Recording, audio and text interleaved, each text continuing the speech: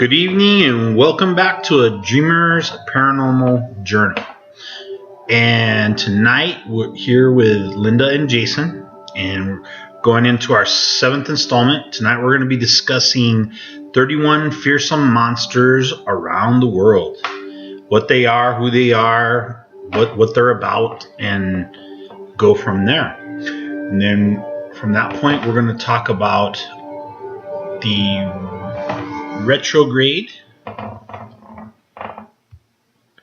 for the Mercury Retrograde, and what do you think of it?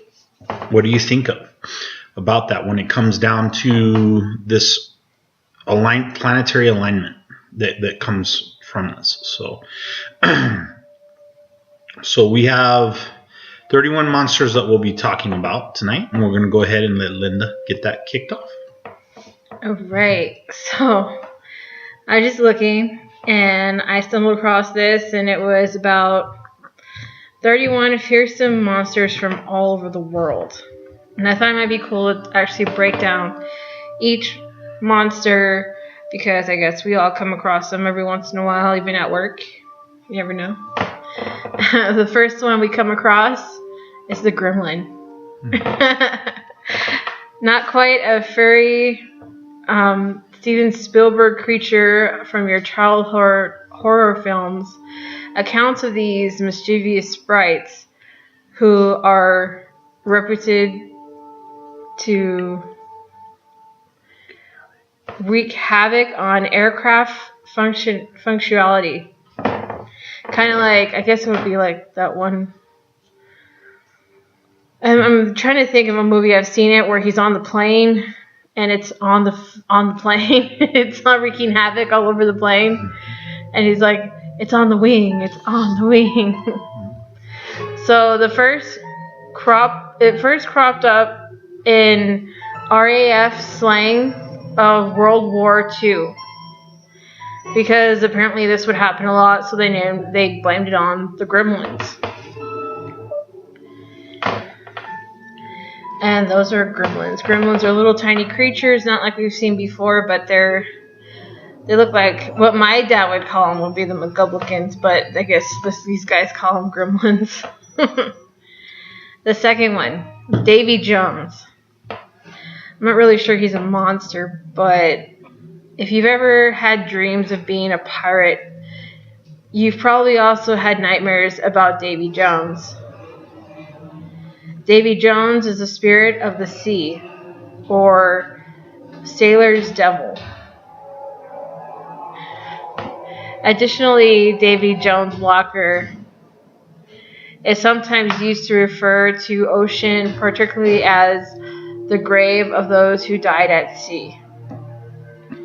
And I agree with that because Davy Jones' locker, I mean, where do your souls go when you... Well, if you ever read books like Peter Pan and you read, watch all the Pirates of the Caribbean and all the different movies, you hear them talk about Davy Jones a lot. And basically what he was the I guess the superstition that a lot of pirates had as to you don't want to end up in Davy Jones' locker. Or pirates or seamen in general, sailors in general were concerned about Davy Jones or meeting Davy Jones or ending up dead. That's where you end up when you die, as a sailor in Davy Jones' locker. So that's where that came from.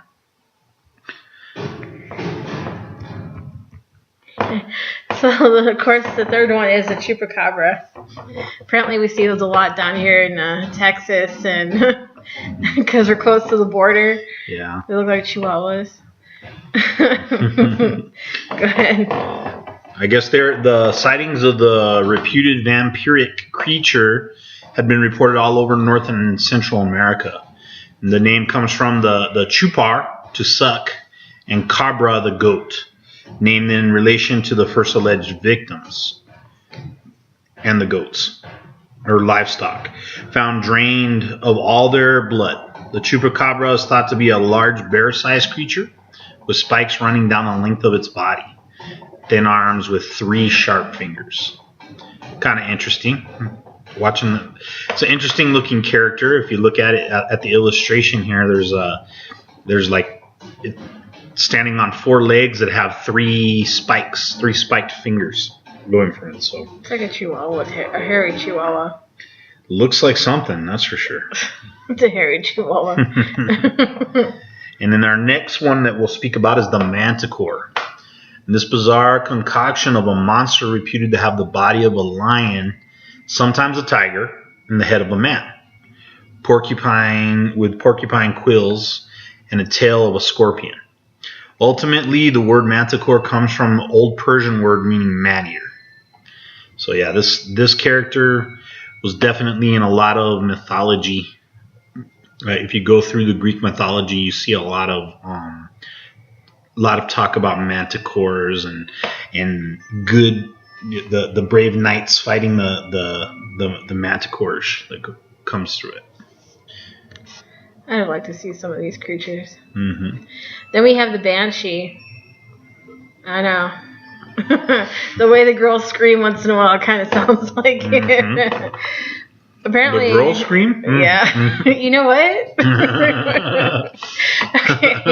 From the Irish Bean side, meaning woman of the fairies, a banshee is a supernatural being supposed to wail under the windows of a house where someone is about to die in Ireland and in the Scotland Highlands. So I guess it didn't originate here, but it seems like it's everywhere. This banshee, I mean, there's one about, I guess, the La Llorona, which we'll talk about next week, that screams, the screams. So ever heard the screams? Well, I'm sorry. Rest in peace. And then our next is the Poltergeist. Poltergeist is a ghost or other supernatural being held responsible for unexplained noises and physical disturbances in a space, especially relating to the movement of objects. The word poltergeist comes from the German Poltergeist, from poltern, created disturbance, to Geist, which is ghost. So basically, these creatures, I mean, of course, they've made movies about this, but I mean, generally, what you see is an interruption in electricity in your house. You see the energy of the poltergeist is running through your currents of your electricity, and that's how they're making things happen. So, like, some of the things that we've actually kind of witnessed some poltergeists here. With lights breaking down and different things from that I mean just comes out of nowhere. You'll see it and it's like, what on earth is going on here? So those are things that happen with a poltergeist. Yeah, lights just don't go out here; they just burst. Yeah. Right. So the next one we have is Nessie. I've seen this.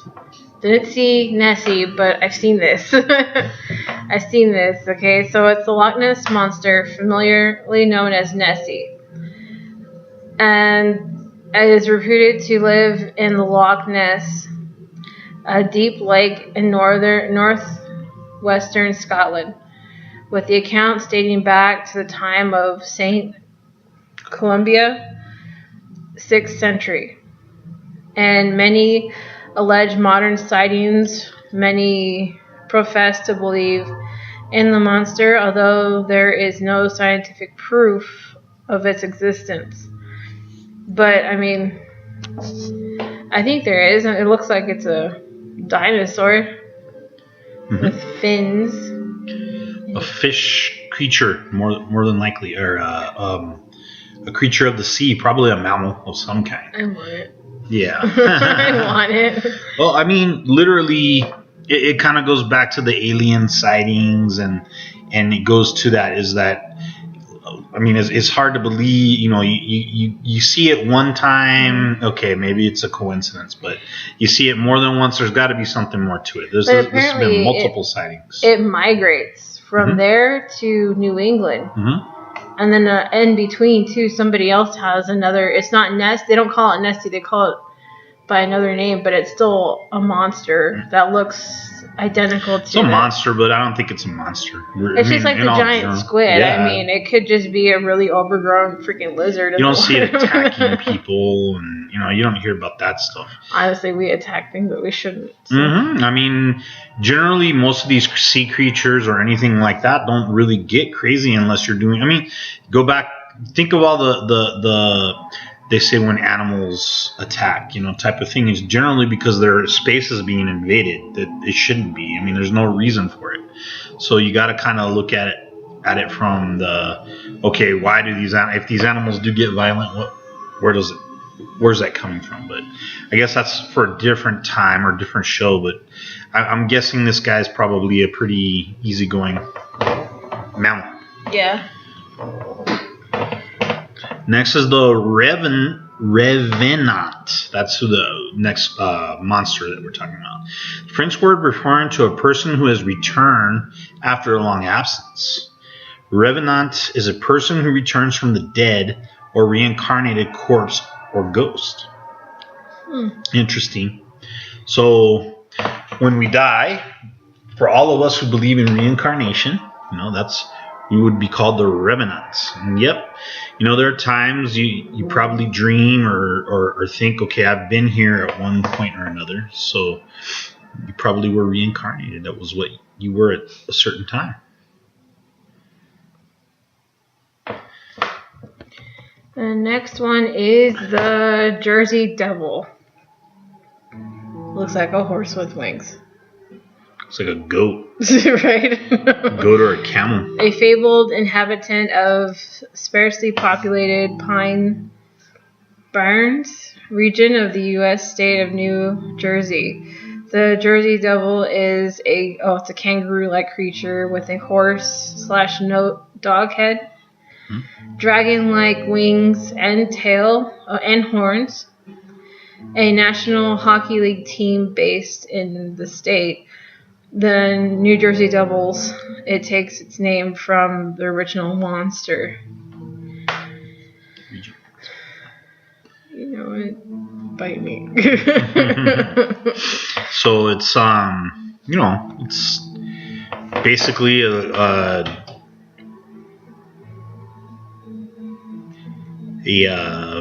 mythical creature. I mean, if you look at it, it looks like a mountain lion. Whoever drew it, I don't think they just kind of put stuff together from it. But this looks good. Yeah. This looks good. Let's just do it. Next would be the Headless Horseman. Yes. Ooh, yeah. I don't know if you all have read that story or watched the show. It's pretty interesting. Oh no, the show kind of. Yeah. Although the Headless Horseman had long been a motif of the European folklore, the Headless Horseman as we know him today first appeared in 1820 in Washington Irving's spooky short story, The Legend of Sleepy Hollow, and from there quickly entered into popular imagination. The thought of the galloping Hessian is still bound to send shiver down the spine of anyone walking along a lonely country road in autumn. Yes. So yes. That's pretty cool. Yeah, I mean, this guy carried the lantern, rode the black horse, and would chase after people. A kebab cream. That's awesome. Yep. I want to see this in person. Be like, hi. I'm not into that one. Okay. Next would be the zombie. Honestly, you're seeing that become a lot more popular today. You got shows like The Walking Dead, the zombie attacks, the zombie dogs. Apocalypse. I mean, you get the apocalypse, different things. But a more current cultural obsession, the zombie is rarely considered in the singular anymore. Although the concept of the zombie, a corpse without a soul brought back to life by witchcraft or other means, began in the religion of some West African peoples. It has since broadened to generally refer to a person or reanimated corpse capable of movement but not rational thought, and which feeds on human flesh. For more information, check out What is the Origin of the Word Zombie. So, yes, I mean, they're they've been around. You know, the potential zombie. I mean, you see a lot of it now where people can become zombies just from sniffing bath salts. I guess that's one thing that they had now. People were like sniffing it and then there's drugs that will turn you into a zombie. I mean, it's really. I think you're still there. You're just kind of mindless. You become mindless and you become like weird and in your other world. Mm-hmm. Number 12, the Yeti. I've seen this a lot. I think I work with them. I think I work with the Yeti. Yeti, also known as the abominable snowman, is thought to be a large, hairy creature resembling a human or bear living in the highest part of the Himalayas. The name Yeti comes from the Tibet Yeti, little man-like animal, a translation that doesn't inspire much fear, because apparently he doesn't really do anything. He's a poor guy. Poor hairy guy up in the Himalayas that doesn't want to be bothered. But sometimes you spot him. Sometimes he is spotted in blurry pictures. Nothing clear. He is spotted though, and it's pretty cool, I guess. Mm-hmm. Yeah. He's spotted. Next one, 13. Really? Okay, it's called the drop bear. Tourists beware. Okay, it's a picture of a koala bear with fangs. Okay, that's I'm like really. This fabled creature from down under is known for having a proclivity. Whatever. For those without an Australian accent. What? Yeah, this one's kind of, I think, one of those mythical ones. With the form of a larger fanged koala, the drop bear is known to leap down from its leafy perches onto unsuspecting foreigners. So just fake your accent, guys. Just fake your accent. Not that hard. You can do that. He won't know. He won't know where you were born. Okay, the next would be the mummy. Yeah. A famous monster typically associated with ancient Egypt. Mummy usually appears as an unembalmed corpse which has been brought back to life. Mummy is usually represented with long, trailing cloth strips which has been wrapped in. The word mummy ultimately comes from the Arabic mumia, meaning embalmed body. I want to be embalmed. You want to be embalmed? Yeah. Okay. I want to be a mummy. I think I'm Cleopatra. It's possible. I'm awesome. Reincarnated like from Cleopatra. I don't know if she did belly dancing or not. For TV. Mm-hmm. Hey, you gotta do something in your pastime. Mm-hmm. There's something to do out there. There's no TV. Right. Yeah. Oh, you can do that one. Mm-hmm. Next one is the orc.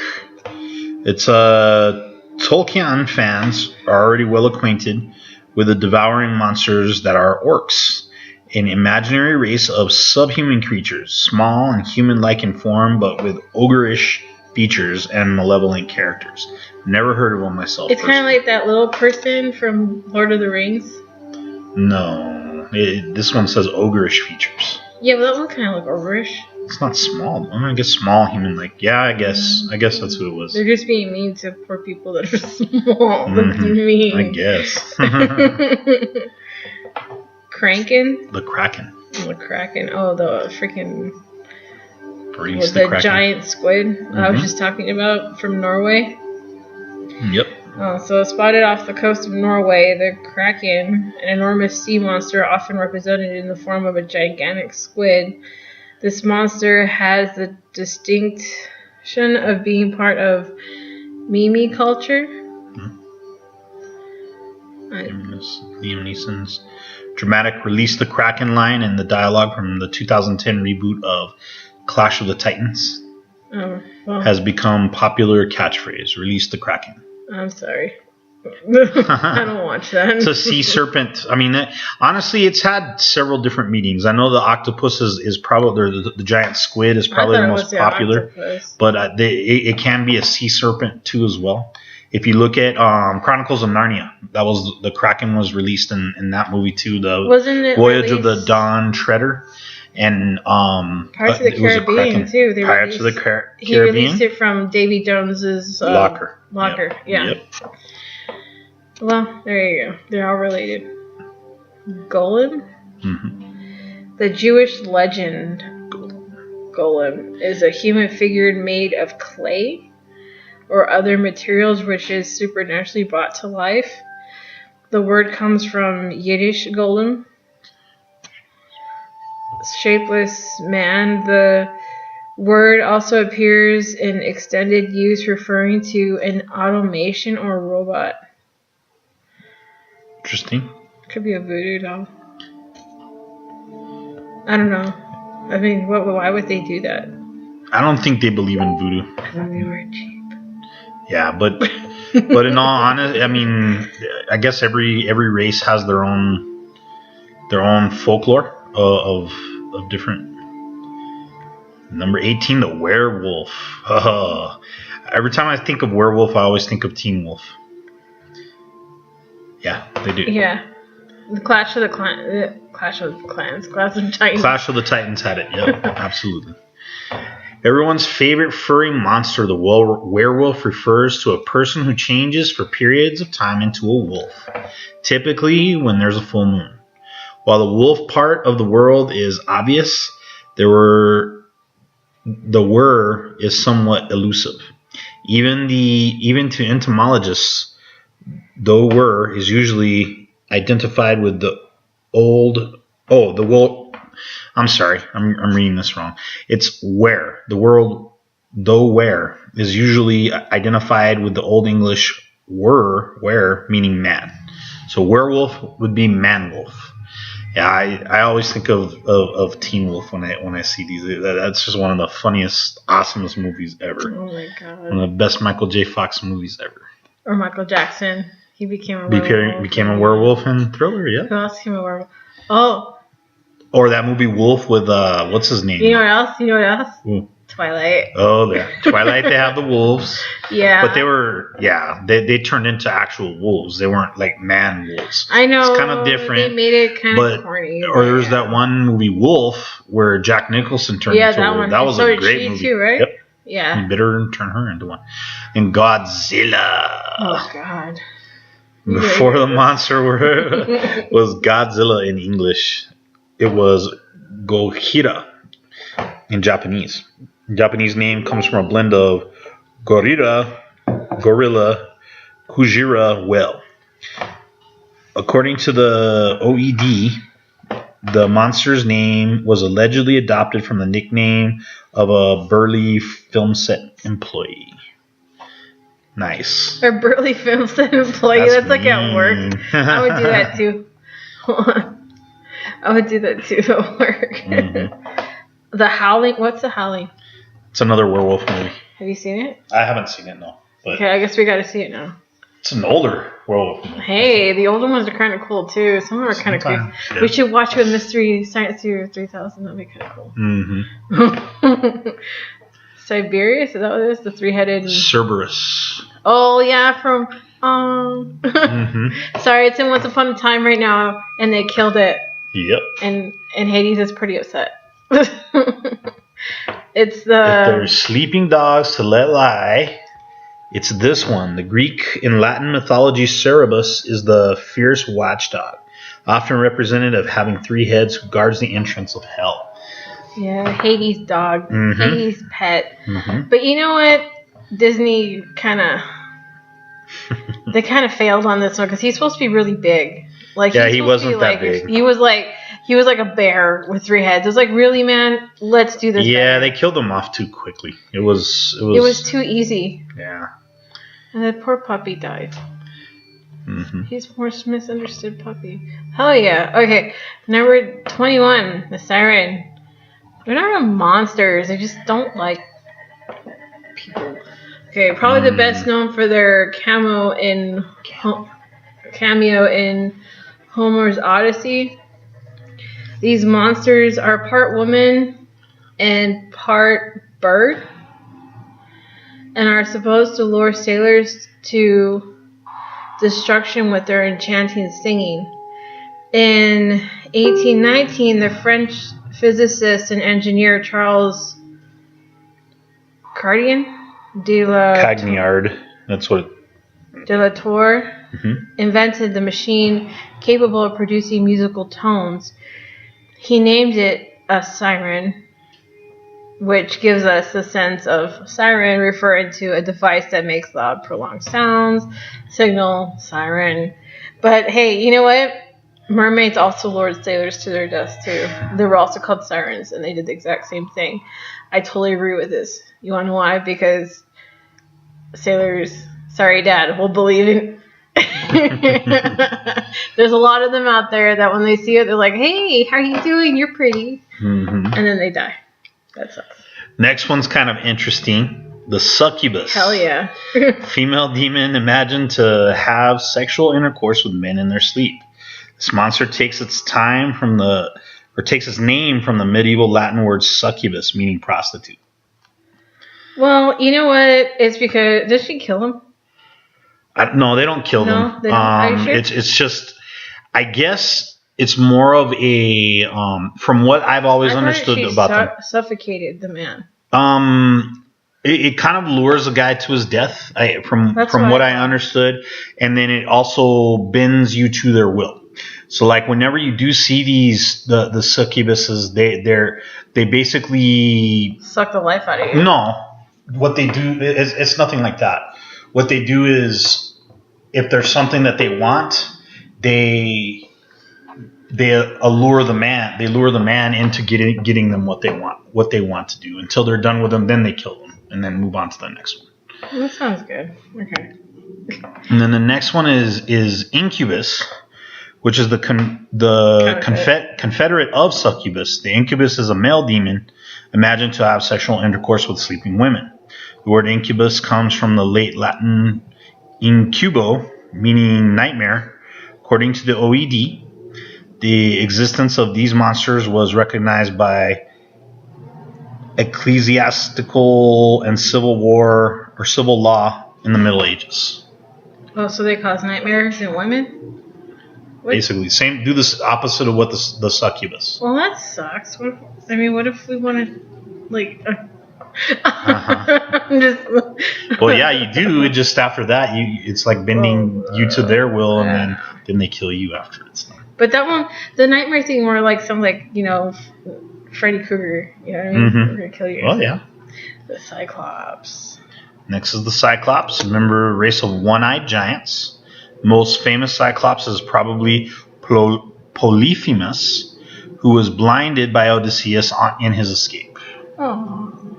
Poor guy. A lot of these monsters that you have came from the Odyssey, the mythology and the Odyssey. The Odyssey and mythology came around the same time. It's all Greek crap. Sure is. Sasquatch. Next is the Sasquatch. Much sought after but never found. The Sasquatch, also known as Bigfoot, is the huge, hairy, man-like monster, or group of monsters supposedly inhabiting the northwest of the United States and Canada. Me living in the northwest for so long, we used to always go hunting for Sasquatches when we went in the woods to see if we can find any, but never did. There have been numerous sightings over the years, dating all the way back to Native American accounts. The term Sasquatch comes from the indigenous Native American language Salish. So, I mean, these ones, though, honestly, I think there's more to it than just it's just some kind of hoax, because they have different shows where they show these guys throwing rocks and pelting people with them as they walk by. I mean, they don't like to be bothered. That's why they're pretty elusive. They know how to hide, which it's pretty hard for a 9-foot creature to be able to do that. But they do. They know what they're doing. Next is the Nandi bear. It's the brown bear. Yeah. That's what we call them at work. Animal. The animal imagined to inhabit parts of East Africa. Nandi bear has been blamed for the killings of humans and domesticated animals. Awesome. Well, it kind of reminds me of the what was it, Chupacabra? Similar. It's almost the same thing. Yeah. Rakshasa. Oh, that doesn't look good. The Hindu mythology Raksha, yeah. is the malignant demon, especially one of the band of demons at war with Rama and Hanuman. Whatever. The word Rakshasa comes from Sanskrit. Meaning demon. It's a demon. It looks like he's chopping his head off. But I guess it's for war, so I guess the demon comes... Well, yeah, the demon comes out during war, so... Duh, people die. Next is the basilisk. Basilisk is a mythical reptile with a lethal gaze, or breath, that is hatched by a serpent from a cock's egg. The reptile's name ultimately comes from the Greek basiliskos, meaning little king serpent. It looks like a rat snake type of deal. I mean, that's the kind of illustration that they give on it. 29, the Changeling. We all have seen these guys. We've seen them, two-faced motherfreaking. The Changeling is a child believed to have been secretly substituted by fairies for their parents.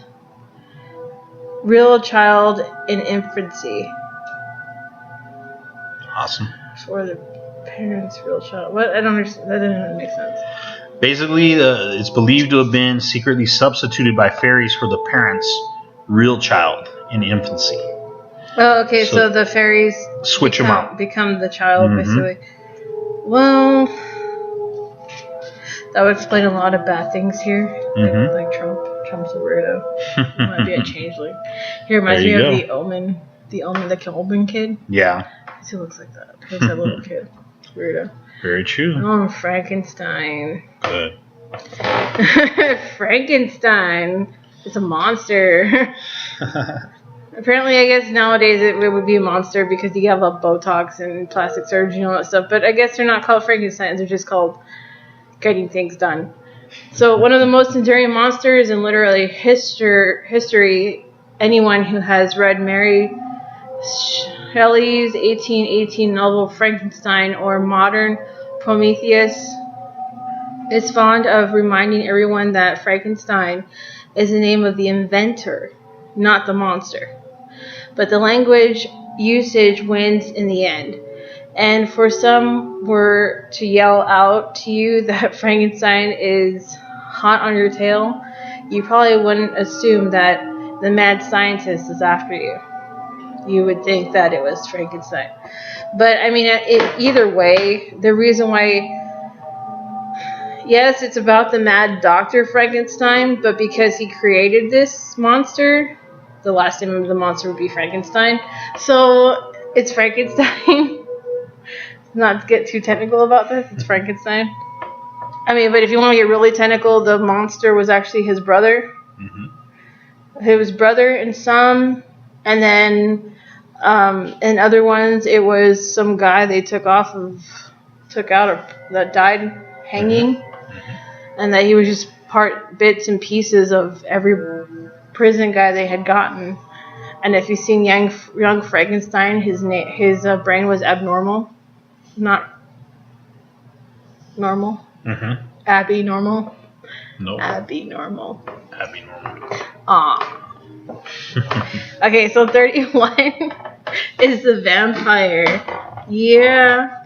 Thanks to cultural phenomenon of Twilight. Yes, it's hard to imagine anyone out there still in the dark about vampires. Vampire has been traced back to Magor or Vampire, which is ultimately a Slavic origin. Many of these traits associated with vampires today can be traced back to Bram Stoker's 1897 novel Dracula, which has inspired countless other novels, films, and other works. Sorry, but I will admit Twilight did ruin it for vampires. Vampires don't sparkle. They don't sparkle. They're not gay. Well, they're not... Well, okay, we can't say gay. They're not... Because it could be. But they can't be... They just don't sparkle, okay? They just don't sparkle. They can't be in the sun. They suck your blood. They're not on this vegan shit where they go eat the animals around them. They kill people.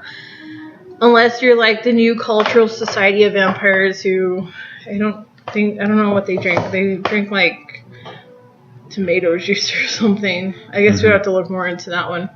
But poor vampires. They need friends. They need friends in the light places. Yep. Oh shoot! It's 9:39, and you're listening to a Dreamer's Paranormal Journal with Linda and Jason Hernandez, and we just went over 31 monsters. 31 monsters from all around the world. And actually, you know what? The vampire one originated from Transylvania, from Dracula, right? He beheaded people and put them on a stake as a... I forgot how to say it. As a warning to others, right? During that Something war. to that. Yeah. See, I like that movie. That movie kind of makes more sense to the vampire-ness than this Twilight stuff. Well, yeah. I mean, one's more sensationalized than the other. One's kind of makes more sense. But, I mean, in all honesty, a lot of the origins from these are I don't know. If you think about stories like this, it's meant to kind of be fables to be that have been passed on, redone, and reverbed. I mean, there's always a little bit of truth in all of what's in there, but sometimes you got to look at these are stories to scare kids. You like to behave. There was a dark and stormy night, and this happened. I mean, you got to look at it. That's where it is, but that's where we get to that. But going forward, now we're going to move into the term Mercury Retrograde. That term always freaks everybody out, all the spiritualist people and stuff like that. So for the first time in over 10 years, 5 planets are all going into retrograde. When you hear the term Mercury Retrograde, what do you think of? I mean, I know when I think of it, well, how I used to think of it until I read this article was stress, scared, anxious, like because a lot of stuff goes wrong. A lot of stuff goes wrong in that period of time. I notice it. A lot of other people notice it too. Or I just, honestly, or I become a complete, you know what, during that time. And it's because of the intense energies that translate into physical situations or emotions that go on through this transition. Transition. Can't say anything today. Many people dread it, like I do. A planet going into retrograde because, well, once during Mercury retrograde, someone's entire face swelled up in the middle of the night because she hadn't been honest with people that she was living with and was holding it in, which means it just causes weird stuff to happen for no really no reason, but yes, there's a reason behind it. It's just you have to be real careful. People get a lot of sensitive, emotional blockage or miscommunications finally get resolved. And sometimes it almost feels like we're forced to be more open. And for some people, be more open. It's like, can't do that. So what's really going on? Here it says everything is fundamentally energy, and these massive planets surrounding us are constantly letting off energy in forms of heat, sound, and vibration. These energies constantly affect us, but it takes certain sensitivity to fully feel it. A planet going into retrograde means it appears to be moving backwards around the sun from our view, but it is just the trick of the eye.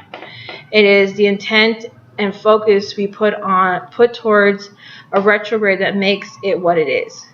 If we're expecting everything to be negative during a retrograde, we're viewing it from that lens, so it shall be. So, like we're saying, keep it positive as you can during this time, because it's like a hellstorm if you don't. if our collective consciousness looked at retrograde event as something purely positive, it would have a much different effect on humanity as a whole. Retrograde has never been something negative or something to fear. It's just a time for us to grow into ourselves more. And sometimes growing can be a bit painful for a lot of people. So on April 28th, 5 planets will be in retrograde. Something like this hasn't happened in more than 10 years. So it is kind of a big deal. It's kind of like a wow, awesomeness. Each planet represents an aspect of ours in our lives. So when one goes into retrograde, it's like it gets turned upside down and all energies amplify. The reason Mercury gets such a bad rap when it goes into retrograde is because it represents communication. It also is the most direct form of the connection we have, language. So when this planet is in retrograde, many people come forth with feelings they have been hiding. Things come out in from the shadows, and everything is expressed. For many, this can be stressful when communicating because miscommunication, it takes focus and the willing to navigate through these emotions to fully understand, then grow from them. It isn't something to run from, because if you do, you're going to have to deal with it anyways, only to learn from. So pay attention. Our personal expansion and transformation of who we are is represented by Jupiter. Our love and relationships are represented by Pluto. Emotions, especially anger, passion, and aggression, are Mars. And Saturn is karma. Karma's bitch. All of these planets are in retrograde, so each aspect is going to amplify majorly. This means many things are going to come to light, so use the opportunity to accelerate your growth. Don't view this as a chance to hide away and avoid all these problems that may arise. Use it as a chance to take these things head on and learn to get through the relationship, emotional, and karmatic problems that keep coming up. If there is a repetitive pattern that you've noticed, a mistake you keep making in your life, it's because you haven't fully understood the problem to then understand the solution. So if you notice it, try to learn. Try to figure out why you keep doing it. Why you keep making this mistake. Why you keep going backwards when you should be going forward. Once a lesson is fully learned in life, you don't keep repeating those same patterns. Learning through a retrograde can really help you decipher people's energies through their actions, body language, and words, that you can smoothly navigate through any issue with an inner calmness. It is a beautiful learning experience that can greatly benefit your life. The planets come out of retrograde in early May. So until then, start preparing for some realness, people. Realness, it's happening. So it's already happening right now, is what's going on. It's starting. It's been started. Well, I mean, literally, yeah, I think it's been started. It's been started for about a week now, probably. Yeah. It says the 28th, but usually it starts. We're off. No, it's We're always 25th. I know, but we're always going to be off by when they actually go into alignment. So, this one you just have to kind of go with it and kind of take things as they come. Yep. It sucks. But you gotta do it and just breathe through it. Breathe, which I can't do right now. So, yeah, it kind of sucks, especially when there's two of you. So, Mm-hmm. Absolutely. But going into the last part of our show this evening would be what our goal quote will be for this week. And I think what we chose is a goal without a plan is just a wish. Very true statement. You can't win with hopes and dreams, I guess is what it is. You got to go. If you don't have a plan, you don't make wherever you need to go. So right. Something to keep in mind is always have a plan. No matter what the situation is, always have an out as to what you're going to do to if anything goes wrong, what's going to be your backup? It's going to be your method of handling a situation that doesn't go right. We all know life isn't a play-by-play script. It's always changing. Life is changing. Completely Things change. And you have to know how to go with it in order to be successful, to be happy. You got to be willing to change with it. Because the only thing that stays the same is everything changes. That's the only thing the only constant you can depend on.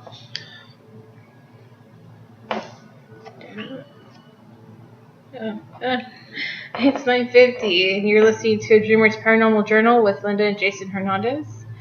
We were first talking about the 31 monsters of the world, and then we went into Mercury Retrograde, which we all should embrace and look as positive instead of negative now, because honestly, we just need to get through it. And if we get stressed out from it, then try to find something to keep your mind off of what's ever going on around you. There's nothing you really can do about it until you pass through it. Some people feel it, some people don't. But if you notice people snapping on each other and stuff like that, that's what it is. That's what it is. It's awesome. And then, of course, your goals. Quit wishing, just do it. Like that one. Who is it? Just do it. Yes, Michael Jordan. Nike. No, it's that one. Just do it. Mm-hmm.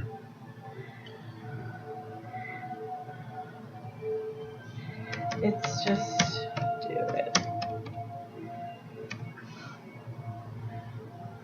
This one. Just do it. You haven't seen that one? Oh, yeah. Shia LaBeouf.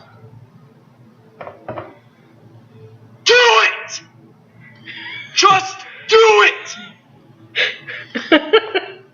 Yeah, that's what we really mean on that. Mm-hmm. And now you understand the picture? Yes, I do. Okay. Awesome. So, yeah, so just do it.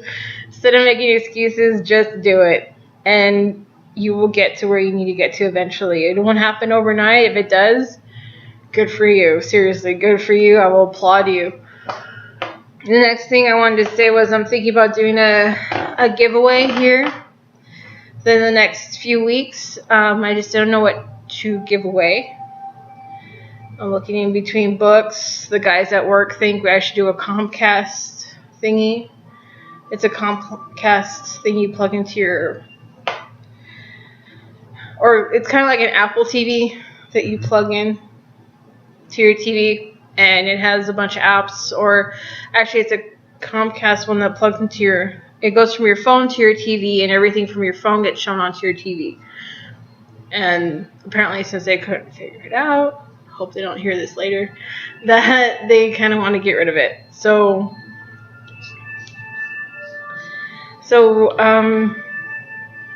if you have any ideas, anything you'd like me to give away, let me know. I was honestly thinking about a paranormal book or a dictionary on paranormal or something like that. But if you have any other suggestions, let us know.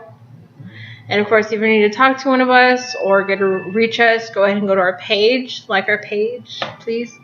And if you can message us, let me know if you need help with anything, you want to talk about anything. You know, we're always here. If I'm not, Jason's here, and kind of bounce off each other. Exactly. And of course, if you still need to get a hold of someone, there's always Wolf Paw Radio, and either Rita or Tony will be there too to answer any questions you guys have. We're all always here, either in the morning or at night. So we hope to hear from you guys soon, and I hope you all have a good night and a great rest of the week. And remember, you're awesome, and if you can dream it, live it. We thank you all very much for being with us and spending your time with us, and have a great, great week. Bye.